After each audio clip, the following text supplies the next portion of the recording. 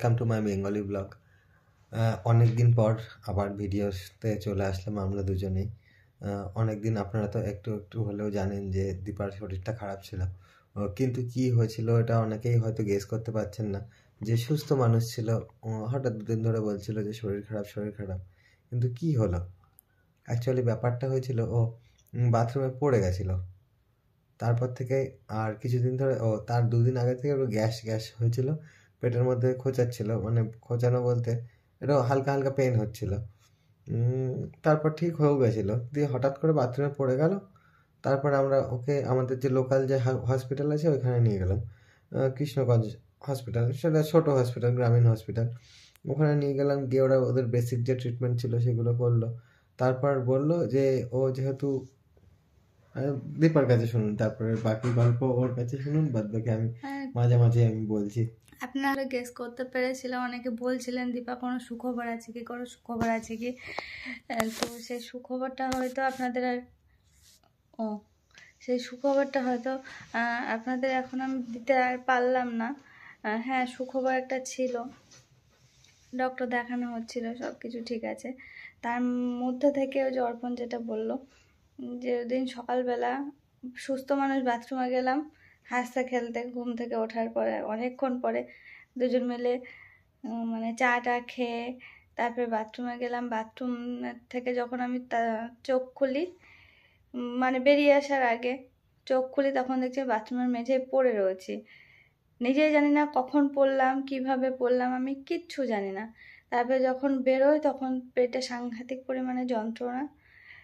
অর্পণকে ডাকলাম কোনো রকমে, অর্পণ তো ঘর থেকে যাই হোক করে বেরিয়ে এসে দেখছে যে ওরকম পরিস্থিতি, সাথে সাথে ওই যে হসপিটালে নিয়ে যাওয়া হয়।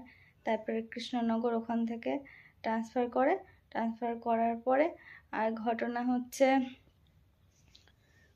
তারপরে ওই যে কৃষ্ণনগরে পাঠায়। কৃষ্ণনগর থেকে প্রথমে আমার যে ডক্টর, আমি যে ডক্টর আন্ডারে ছিলাম সেখানে নিয়ে যায় আমাকে। ওই অবস্থাতে নিয়ে যাওয়ার পরে উনি সাথে সাথে আবার হসপিটালে বললেন যে তাড়াতাড়ি করে হসপিটালে নিয়ে যাও, হ্যাঁ অ্যাডমিট করাতে হবে পেশেন্টকে। হসপিটালে নিয়ে যায়। তারপরে ঘটনা যা ঘটে আমার কিছুই জানা নেই, সবটাই ওরা জানে, ওদের মুখ থেকে যেটুকু শুনলাম। সাথে সাথে হসপিটালে আসার সাথে সাথে অ্যাডমিট করা হয়।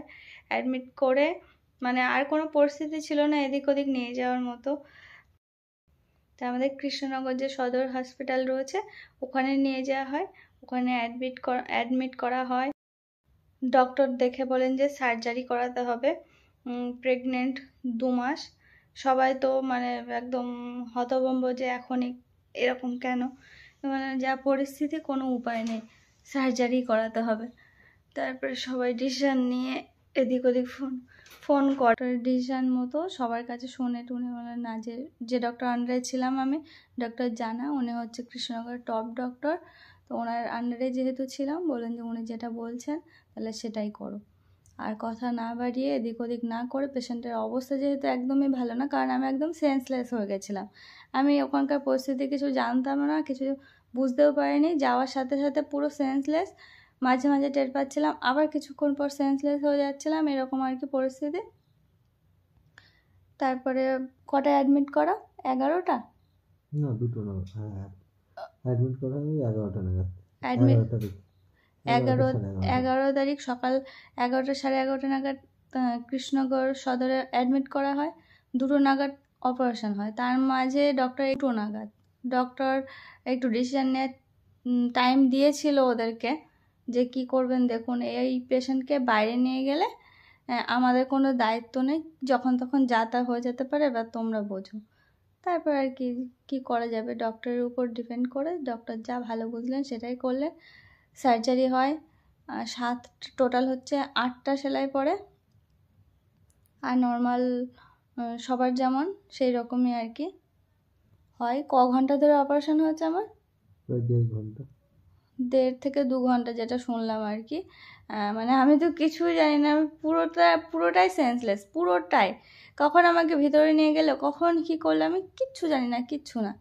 1.5 ঘন্টা ধরে সার্জারি হওয়ার পর বাইরে আসলাম। তারপরে কি হয়েছে না হয়েছে তাও আমার ঘোরের মধ্যে পুরো একটা দিন ওরকম ঘুরেছিলাম, হয়তো কথা বলেছি কিন্তু কিছু আমি জানিই না, এরকম আর কি। পরে যারা যারা গেছিলো আমার কাছে দেখতে গেছিলো, তারপর চারিদিক থেকে ফোন টোন আসছে, আমি কিচ্ছু জানি না। আর ওদের তো সেই অবস্থাতে না ভিডিও করার উপায় ছিল না কিছু, ওরা কী করে জানাবে? যেটুকু আপনাদের সঙ্গে যেটুকু শেয়ার করেছে ওটুকুই আর কি। আপনারা ভাবছেন, আপনারা অনেকে কমেন্ট করেছেন যে দীপা তোমাকে তো আমরাও ভালোবাসি, কিন্তু পরিস্থিতিটা একটু বোঝার চেষ্টা করুন। সমস্ত কিছু অর্পণের উপরে ছিল, তো কিছু করাই ছিল না। এদিক থেকে মা বাবা গেছিলো সাথে সাথে শুনে, ওদিক থেকে বোন ছিল, আর বোন এই টাইমে এসেছিলো, বেশ আমাদের অনেক উপকার হয়ে যায়, যেহেতু ওখানে মেয়ে মানুষ ছাড়া ছেলে মানুষ অ্যালাউ ছিল না। হ্যাঁ হ্যাঁ, নীতিশ বোন খুব হেল্প করেছে ওই টাইমটাই আর কি। বিশাল বিশাল উপকার হয়েছে। ওদিকে মা অর্পণ আর বাবার ব্যবসা সামলাতে হচ্ছিল ওদিকে, এই আর কি মানুষ আমাদের। তারপরে দাদা গেছিলো, ওদিকে বৌদি, কাকি, মাসিমণি, যে যেদিক থেকে পেরেছে সবাই আসার চেষ্টা করেছে এই। তবে আমার না কারোর কথাই সেরকম মনে নেই। শেষের 2 দিন আগে যারা গেছে শুধু তাদের কথাই মনে আছে। বলছি না, পুরো কেমন যেন ঘোরের মধ্যে ছিলাম, আমার কিচ্ছু মনে নেই। আর আমি তো শুধু কাঁদছিলাম যে কোথায় আমাকে নিয়ে এসে ফেললো, কি অবস্থা আমার। তো ওই যে জানাবো করে বাড়িতে পৌঁছে গেছি, এখন একটু ঠিক আছে। আজকে এই যে জানালাম আপনাদের, আশীর্বাদ করবেন। আর কি বলবো, যারা আমাকে ভালোবাসেন অবশ্যই করে আশীর্বাদ করবেন। আর কতদিন লাগবে পুরো সুস্থ হতে আমি নিজেও জানি না, তবে চেষ্টা করব। আপনারা সাথে থাকবেন, এইভাবে মনে জোর দেবেন, তাড়াতাড়ি সুস্থ হয়ে যাব। তারপরে তো ট্রিটমেন্ট তো চলবে, সারা জীবনের মতো হয়তো চললো। কি অবস্থা কি পরিস্থিতি জানি না। ছেলেটা আজকে এসেছে সন্ধ্যাবেলা, ঘুমায়নি সারাদিন, ওর উপর দিয়ে কটা দিন যা গেছে, শুয়ে আছে। তো ঠিক আছে, চলুন।